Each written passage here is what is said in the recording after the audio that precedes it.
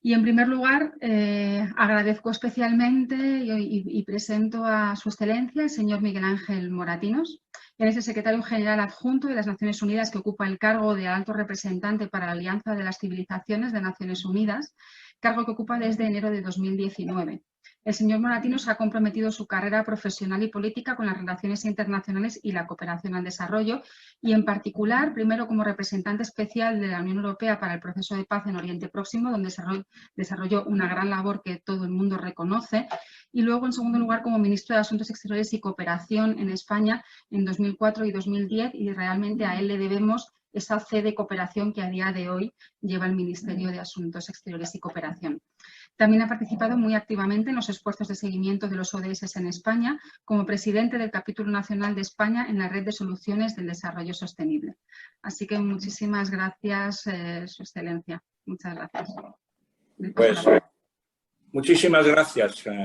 Muchísimas gracias, Marta. Muchísimas gracias por invitarme a participar en este importante evento de FED Sin Fronteras.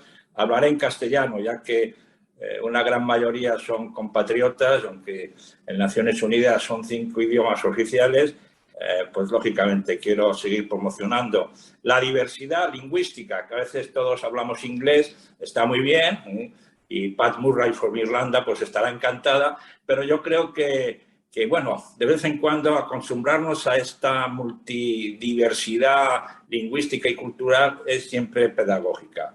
Por lo tanto, agradecer a redes, que no hay que confundir con REDS, las redes de entidades para el desarrollo solidario. Como bien ha dicho Marta, fui el promotor y el creador de la Red Española de Desarrollo Sostenible y me encanta conocer y desarrollar una colaboración y cooperación con redes, ¿no? Quien nos aporta ese elemento esencial en lo que vamos a discutir durante esta mañana sobre la necesidad de enmarcar la Agenda 2030, enmarcar los 17 Objetivos de Desarrollo Sostenible dentro de una arquitectura ético-espiritual que quizás es lo que falta, yo creo, a la hora de poner en marcha y lograr el objetivo que todos deseamos de llegar a 2030 con los deberes cumplidos y haber alcanzado la aplicación en su totalidad de los 17 Objetivos de Desarrollo Sostenible.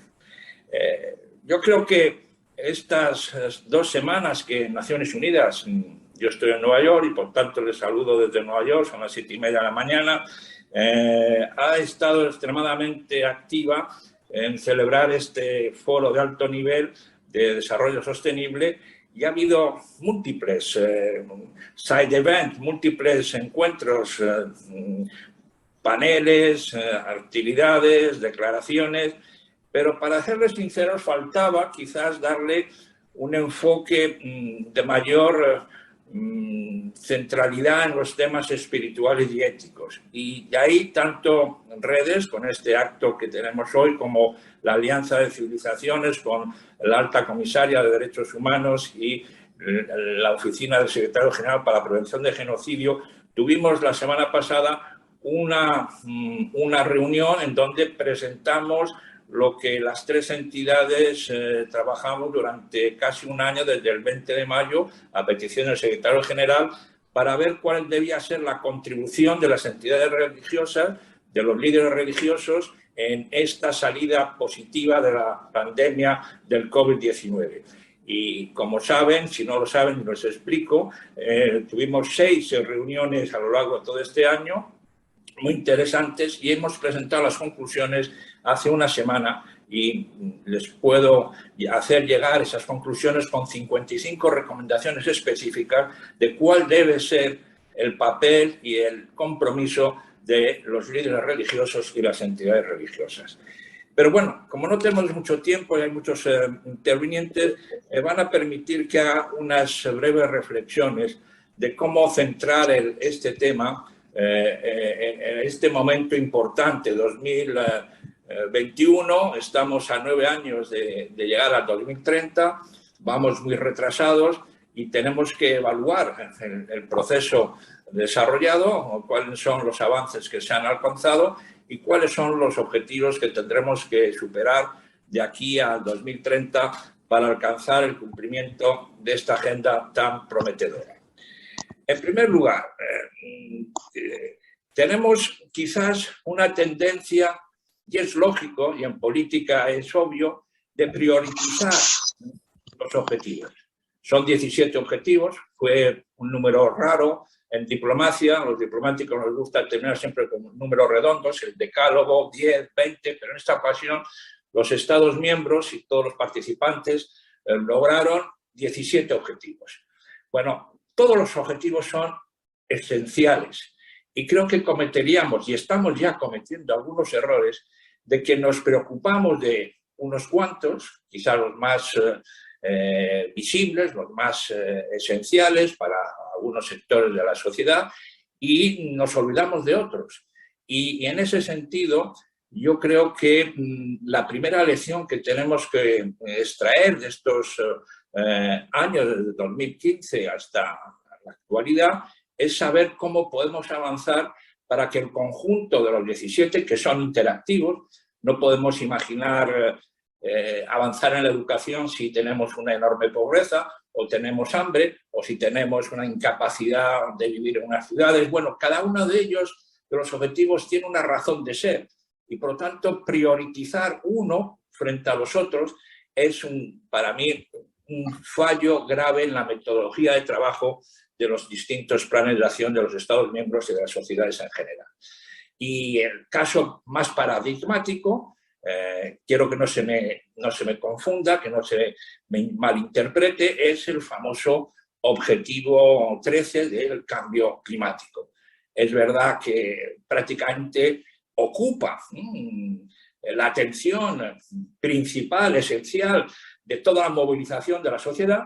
Todos somos verdes, todos tenemos que salvar el planeta, salvar el planeta, salvar el planeta, y es obvio que lo tenemos que hacer. Y yo soy el primero que lucho en esa tarea, pero no a costa de olvidar los otros objetivos que son iguales o similares o en el mismo nivel de importancia y de urgencia el atenderlos. Por lo tanto, salvar el planeta sí, pero salvar la humanidad, como digo yo, dentro de la Alianza de Civilizaciones de Naciones Unidas. Salvamos la humanidad, es decir, ponemos al ser humano, al ciudadano, en el epicentro de nuestra acción política y social y en general. Y por lo tanto, creo que esa es la primera reflexión que debemos tomar. Todos son importantes, todos tienen que avanzar, todos tienen que evolucionar, y no simplemente el salvar el planeta, no simplemente el cambio climático. Es importante, pero no es el único. No caigamos en el síndrome verde, en donde, bueno, tendremos una sociedad verde, que respiraremos un aire puro, pero luego nos seguiremos matando los unos a los otros y no pasará nada, y no tendremos una capacidad de reacción. Segunda reflexión es dónde podemos encontrar dentro de la Agenda 2030, de los 17 Objetivos de Desarrollo Sostenible, el marco moral, espiritual, de considerarnos que debe ser lo que nos lleve a evolucionar a un mundo mejor. Y bueno, podemos encontrarlo en el Objetivo de Desarrollo Sostenible 16, que habla de paz, que habla de justicia social, de inclusión social, pero medio oculto, no es el principal. Y por lo tanto, lo que yo creo que ha pasado desde el lanzamiento de los 17 Objetivos de Desarrollo Sostenible es que falta, digamos, una especie de paraguas espiritual, de frontespicio espiritual, ético, que lleve a las sociedades a mirar hacia el futuro. Todos repetimos con el lenguaje políticamente correcto, jefes de Estado, jefes de gobierno, sociedad civil, ONGs, tú misma, Marta, las acabas de decir en tu introducción, no one behind, no left one behind, es decir, no dejemos a nadie hacia atrás. Bueno, de acuerdo, pero ¿qué significa eso? ¿Hacia atrás de dónde? Lo que a mí me preocuparía es no dejar a nadie sin horizonte, claro, ético, moral. Eso es lo que nos debía preocupar. Desde luego no dejar a nadie atrás, pero ¿hacia qué tipo de sociedad caminamos? ¿Qué tipo de sociedad tendremos si eventualmente en el año 2030 somos maravillosos y hemos logrado la aplicación de los 17 Objetivos de Desarrollo Sostenible, pero ¿dentro de qué marco? ¿Es que la ciencia y la tecnología nos van a dar la respuesta, como muchos creen, a resolver y alcanzar los 17 Objetivos de Desarrollo Sostenible? ¿Es que con simplemente los avances científicos, médicos, biológicos o tecnológicos vamos a ser capaces de aplicar esta agenda de manera positiva en nuestras sociedades? Este es donde yo creo que el elemento moral, ético y espiritual debe de ocupar y exigir su lugar en la agenda. Como no la tenemos que crear. Y creo que ese debe ser el objetivo de nuestro trabajo. La tercera reflexión es, bueno, lógicamente estamos hablando hoy a través de la pantalla, con todos estos problemas técnicos que siempre surgen, no es el primero, no será el último, porque siempre ocurre lo mismo, hasta que nos conectamos y no podemos vernos nada más que a través de esta pantalla dividida y rota y fragmentada, a través después del COVID-19 con la pandemia. Y el COVID-19, o la COVID-19, como se dice ahora en castellano, para hablar correctamente, es... nos ha puesto en evidencia sobre la mesa precisamente las contradicciones brutales de nuestra sociedad. La crisis del COVID-19 ha sido una crisis sanitaria, desde luego, ha sido una crisis económica, una crisis financiera, una crisis incluso política, pero sobre todo ha sido una crisis humana. El ser humano, el ciudadano, se ha encontrado desprovisto de apoyos morales, éticos, se ha visto fragmentado, se ha visto marginado, se ha visto discriminado, se ha visto enfrentado a tensiones sociales internas en cada una de nuestras sociedades de enorme calado. Y de ahí que yo creo que tengamos que recuperar precisamente a raíz de las lesiones que extraigamos de la pandemia que hemos sufrido y que estamos todavía sufriendo, qué manera de volver a potenciar la centralidad del ser humano, del ciudadano en el mundo. Y la cuarta reflexión, para ir ya terminando, es ¿qué podemos ofrecer? Bueno, Su Santidad el Papa Francisco tuvo un gran eco, unánime, digamos, absoluto, total, cuando publicó su encíclica Laudatio Si. Todo fueron elogios. Yo viví su presentación en la Asamblea General, en las Naciones Unidas, y no ha habido más que, lógicamente, aplausos y felicitaciones y apoyos en su encíclica Laudatio Si, que tiene un enorme valor. Pero cuando Su Santidad el Papa decide lanzar su segunda encíclica, que es la más omnicomprensiva, que es la de Fratelli Tutti, ahí, queridos amigos, tengo que decir con toda sinceridad que esta encíclica, bueno, pues sí, las organizaciones católicas, como ha dicho Marta, pues se refieren a ella. De aquí a allá oímos hablar de Fratelli Tutti, pero no tiene la misma acogida que tuvo la Laudatio Si. ¿Y por qué no tiene la misma acogida? Porque, queridos amigos y amigos, porque va al centro de las contradicciones y de los problemas y de los desafíos de este siglo. Porque va al centro de lo que falta para la aplicación de la Agenda 2030. Porque nos dice y nos muestra el camino de cómo podemos recuperar la dignidad humana. Y claro, cuando toca y critica políticas neoliberales o políticas migratorias o políticas de distinto índole, entonces ahí los distintos stakeholders o interlocutores, bueno, miran a otro lado.